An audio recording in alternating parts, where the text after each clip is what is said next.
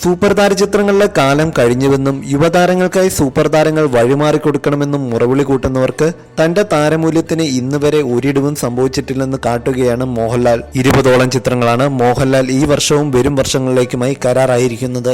മലയാളത്തിന് പുറമെ തന്റെ താരമൂല്യം അന്യഭാഷകളിലേക്കും വർദ്ധിപ്പിച്ചിരിക്കുകയാണ് ലാൽ.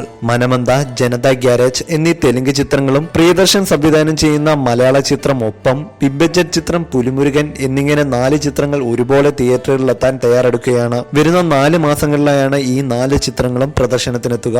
ജിബു ജേക്കബ് സംവിധാനം ചെയ്യുന്ന മോഹൻലാൽ ചിത്രത്തിന്റെ ഷൂട്ടിംഗ് ഈ മാസം ആരംഭിക്കും. കൂടാതെ major Ravi, B Unnikrishnan, Lal Jose, I V. Sasi, G Prajith എന്നീ സംവിധായകരുടെ ചിത്രങ്ങളും മോഹൻലാൽ കമ്മിറ്റ് ചെയ്തു കഴിഞ്ഞു. മുരളി ഗോപി, ജിത്തു ജോസഫ്, ഷാഫി, സിബി മലയിൽ എന്നിവരുടെ പ്രോജക്റ്റുകളുടെ ചർച്ചകൾ പുരോഗമിക്കുകയാണ്. മലയാളത്തിലും സംസ്കൃതത്തിലുമായി ഒരുങ്ങുന്ന ചിത്രം കാമമോഹിതം പ്രീ പ്രൊഡക്ഷൻ സ്റ്റേജിലാണ്. കൂടാതെ നവാഗത സംവിധായകനായ ജോൺ ബോൾ ജോർജിന് 2018 താരം ഡേറ്റ് നൽകിയതായും സ്ഥിരീകരിക്കാത്ത റിപ്പോർട്ടുകളുണ്ട്.